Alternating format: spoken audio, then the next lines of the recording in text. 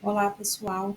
Eu sou a professora Flávia Veiga e essa é uma aula da disciplina de Biologia Celular sobre a estrutura e composição das células eucariontes. E o objetivo dessa aula é compreender a estrutura, composição e função das organelas da célula eucarionte. Bem, eu inicio essa aula com uma pergunta. Você já parou para pensar que nesse momento existem milhares de células trabalhando para você respirar, pensar e executar seus movimentos? Bem, mas o que é a célula, né? A célula é uma unidade fundamental para a nossa vida. É uma estrutura muito bem organizada, que compõe todos os seres vivos, unicelulares ou multicelulares. É capaz de realizar funções vitais que mantêm o funcionamento de todos os organismos, né? Nessa aula, nós vamos falar sobre as características dos organismos multicelulares, ou das células eucariontes. Bem, e quais são os organismos que apresentam esse tipo de célula, né? Os animais, os vegetais e os fungos, né? Essa célula possui, né, uma organização estrutural complexa, né, quando comparada, por exemplo, com uma célula procarionte. É, Ela é formada por uma membrana plasmática que tem a função aí de delimitar o meio intracelular do meio extracelular. Além disso, ele possui também compartimentos, né, que a gente chama de organelas, e o nosso núcleo, né, que é muito bem organizado e abriga as informações do DNA da célula, né, nosso material genético. Bem, então a membrana plasmática, como eu já falei, ela separa, né, o meio externo do meio interno, o que confere, né, uma alta seletividade, né, a essa membrana, porque ela é semipermeável, né, à entrada aí de diversas substâncias, né.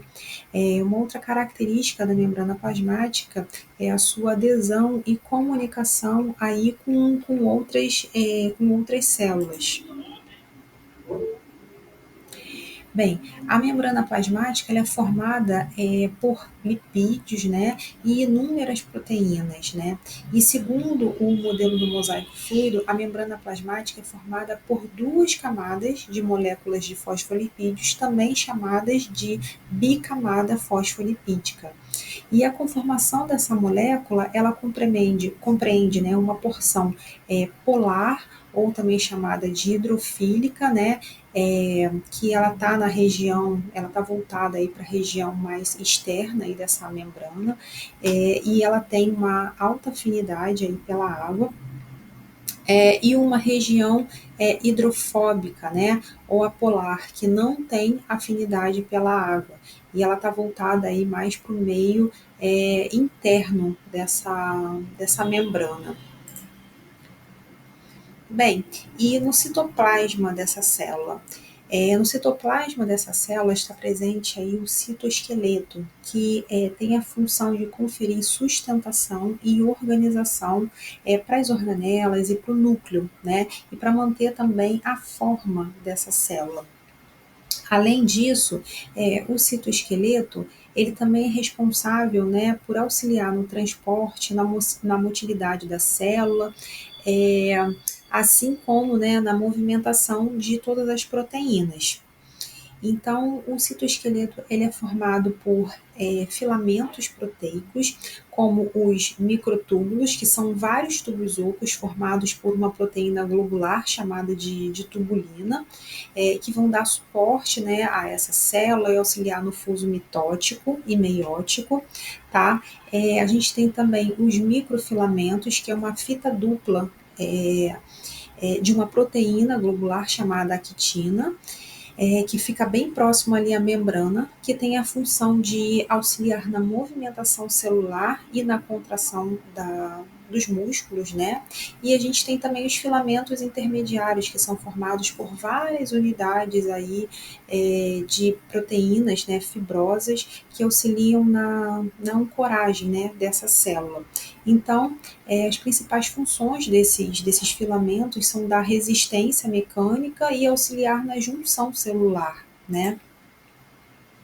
Bem, então no citoplasma da célula estão presentes aí diversas organelas, né, que estão imersas em um líquido gelatinoso chamado de citosol ou matriz citoplasmática, tá? É, e essas organelas, elas se caracterizam por serem pequenos órgãos, né? Pequenos órgãos membranosos. Então, com exceção dos ribossomos, todas as outras organelas, elas possuem membranas, né? Elas são delimitadas por membrana, tá? Então, também com exceção dos ribossomos, todas as organelas que nós vamos falar a partir de agora, elas estão presentes somente nas células eucariontes. Bem, então, como eu falei, os ribossomos, eles são organelas não membranosas, tá?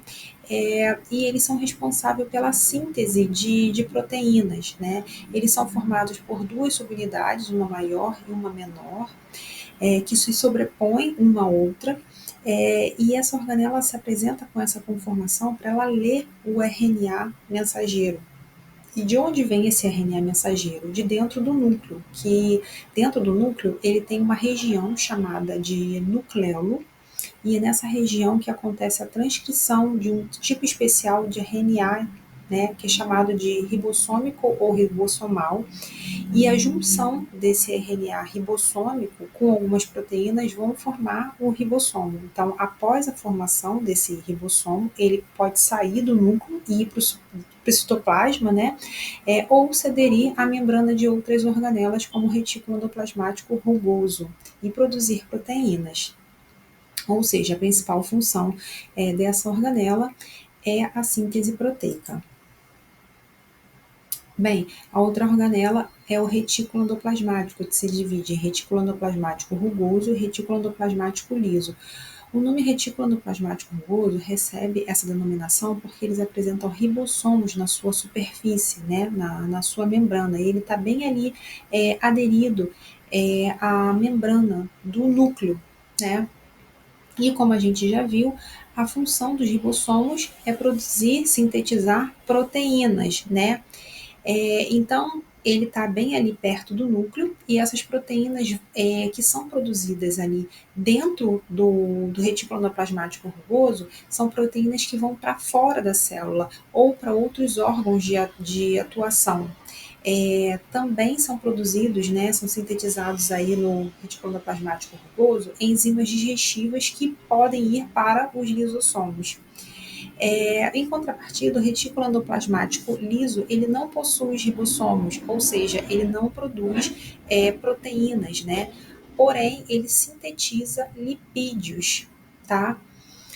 Outra função importante dessa organela é a desintoxicação.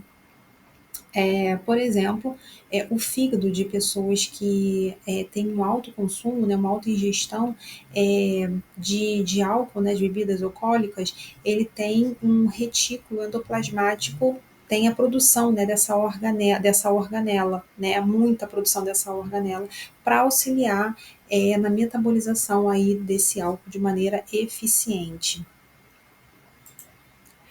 A próxima organela presente nas células eucariontes são os lisossomos, que contêm enzimas, né, hidrolíticas, que essas enzimas hidrolíticas, elas funcionam como um acelerador de uma reação sem aumentar a temperatura, né?